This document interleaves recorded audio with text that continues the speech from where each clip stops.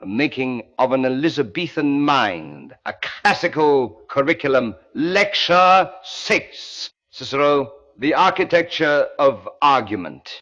At the end of our last lecture, I promised you a speech in which Cicero defends a man he almost certainly knew was guilty. I will get there. But I want to spend a little time first on the theory, because the theory is what the grammar school boys were explicitly taught, and understanding it changes how you hear everything Cicero ever wrote.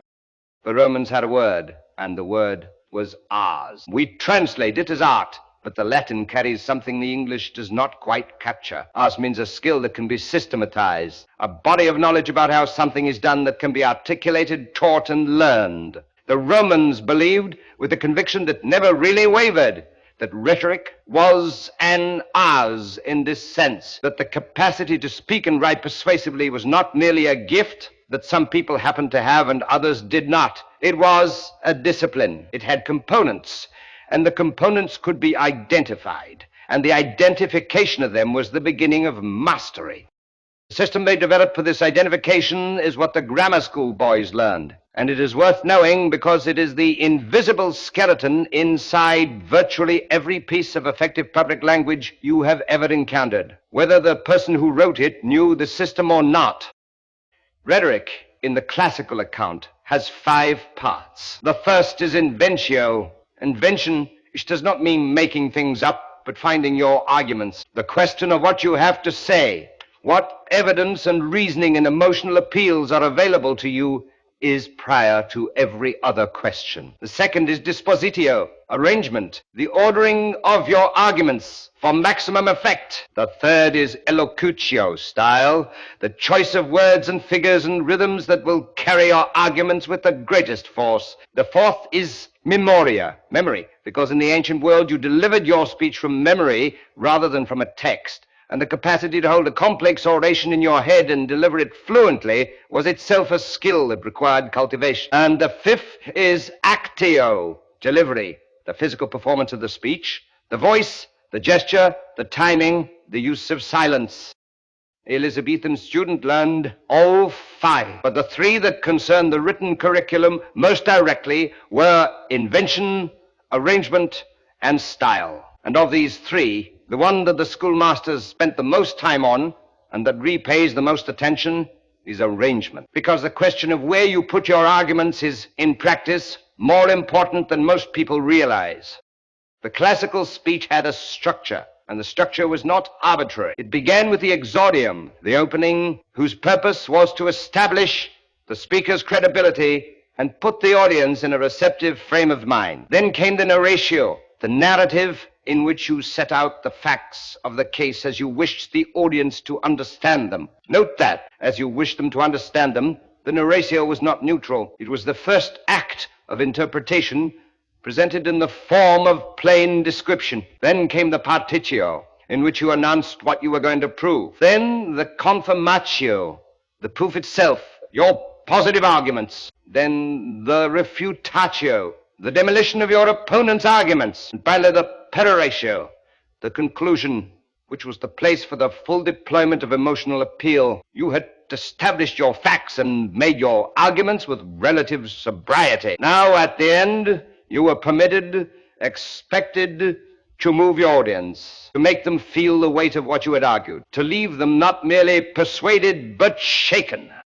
This structure is still with us. Every lawyer arguing a case uses a version of it, whether or not they have ever heard the Latin terms. Every politician making a major speech uses it. Every essayist who knows their craft uses it. It is so deeply embedded in the Western rhetorical tradition that it feels like common sense rather than a system, which is, of course, precisely what a sufficiently well-absorbed system always feels like. Now the speech. In the year 52, before the Christian era, on the Appian Way south of Rome, a gang of men ambushed and killed Publius Clodius Pulcher. You will remember Clodius from our last lecture, the tribune who had driven Cicero into exile, the man who had spent years as Cicero's most energetic enemy. He was killed by the retinue of Titus Annius Milo, a political ally of Cicero's, And it is tolerably clear that whatever the precise circumstances, Milo's men did the killing. Milo was charged with murder. Cicero agreed to defend him. The situation in Rome at the time of the trial was not calm. Clodius had been a popular figure with the urban poor, and the announcement of his death had produced riots. His body had been brought into the Senate House, and his supporters had burned the building down around it, which tells you something about the temperature of Roman public life in 52. The trial of Milo was conducted under armed guard, with soldiers ringing the forum, and the noise from the crowd outside was, according to the ancient accounts, considerable. Cicero was not, by this stage of his career, a man of steady nerve. He had been through the exile, the restoration, the years of watching the republic disintegrate, and he was in his mid-50s and tired and had lost much of the resilience that had carried him through his consulship 30 years before. He began the speech. He heard the crowd. His voice, which had filled the forum for decades, faltered. The speech he delivered was a diminished thing, competent, but not what it should have been. The jury convicted Milo and sent him into exile. Later, in the quiet of his study, Cicero wrote the speech as it should have been delivered. The pro Meloni that has come down to us, the text the grammar school boys construed, the text that Quintilian, the great Roman teacher of rhetoric, called the greatest of all Cicero's speeches, is the version Cicero wrote afterwards, a version he could have delivered if his nerve had held. Milo, reading it in exile, is said to have remarked that if Cicero had actually spoken those words, he would not now be eating the excellent mullet of Massilia, which is one of the better consolations for judicial misfortune that antiquity records. The speech is extraordinary for several reasons, and I want to take you through the central argument, because it is a masterclass in exactly the kind of rhetorical thinking the classical education was designed to produce. The central fact of the case was that Milo's men had killed Clodius. This was not seriously in dispute. The question was whether it was murder, and Cicero's argument, stated baldly, was this: Clodius had been planning to kill Milo. The ambush on the Appian Way was Clodius's ambush, not Milo's. Milo had acted in self-defense, and even if this precise sequence of events were not entirely established, the jury should ask themselves this question. Milo had planned to kill Clodius, and had succeeded. Who in Rome would have mourned? The state had been rid of a dangerous and violent man. The gods themselves had arranged it. Who was a Roman jury to second-guess the gods?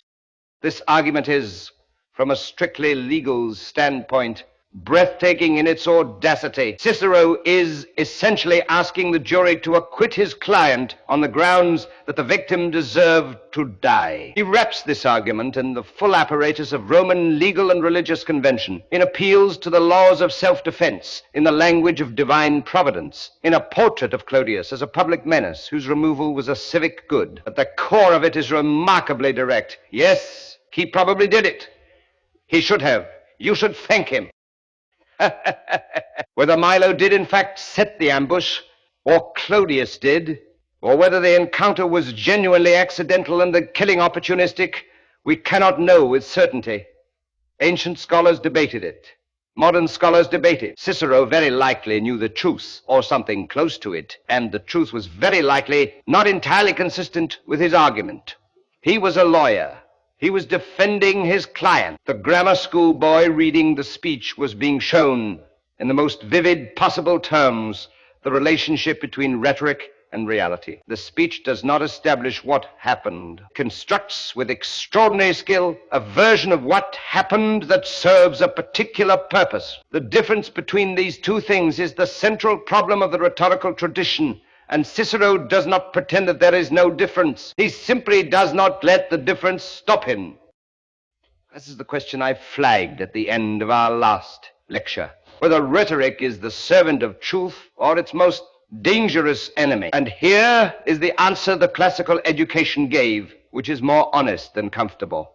Rhetoric is a tool. Like all tools, it can be used in the service of truth or against it. The discipline of rhetoric does not tell you which purpose to choose. It gives you the capacity to pursue either purpose with maximum effectiveness. The moral question of which purpose to choose is prior to rhetoric and is not answered by it. You must bring your own judgment to that question. And if your judgment is bad, or your character weak, or your interests sufficiently pressing, the tool will serve those interests just as readily as it will serve justice. The Elizabethan student understood this. He was not being trained in innocence. He was being trained in power, and power of this kind, the power of language over minds, carries with it the full weight of moral responsibility. The education did not remove that responsibility. It made it inescapable. You cannot claim ignorance of what words do when you have spent 10 years learning precisely what words do. This is why the greatest Elizabethan deployment of Ciceronian rhetoric is, in a sense, a critique of it. When Shakespeare gives Mark Antony the funeral speech in Julius Caesar, he gives him every tool in the classical arsenal, the famed modesty of the exordium. I am no orator, as Brutus is. Narrative that is technically accurate and entirely misleading. Confirmatio that works through implication and repetition rather than direct assertion. The peroratio that releases the crowd's emotions like a river through a broken dam. Antony wins. He uses the tools perfectly, and the result is a mob burning Rome and hunting down men in the streets. Shakespeare has watched very carefully what rhetoric can do, and he has shown us all of it, and he has shown us the cost. But notice that he has also shown us what Brutus's failure of rhetoric costs. Brutus speaks before Antony. He makes his case. He is honest, principled, and entirely ineffective, because he is treating the crowd as rational agents who will weigh his arguments carefully, which is not what crowds do. He has the better cause and the worse rhetoric, and he loses comprehensively. Shakespeare is not in this play making an argument for honesty over eloquence. He is showing you that in the real world, the world of the forum and the mob and the moment that cannot be recovered, the question of what you should say and the question of what you must say if you want to survive are sometimes the same question and sometimes horribly different, and the gap between them is where tragedy lives. Cicero knew this gap. He had lived in it for 30 years. In our next lecture, we go to the letters, which are where Cicero is most himself, most unguarded, most contradictory, most human, and most directly illuminating about the experience of watching a political world you love come apart at the seams while you search, with diminishing success, for something useful to do. The letters are also the most intimate thing to survive from classical antiquity. A man writing to his friend Atticus in the knowledge that what he writes will not be performed or published, saying what he actually thinks. It is a remarkable document. And one of the things it tells us, without meaning to, is that the greatest master of public language in the ancient world was, in private, not always entirely sure what he thought, which is, when you consider it, not the least of his recommendations. End of Lecture 6.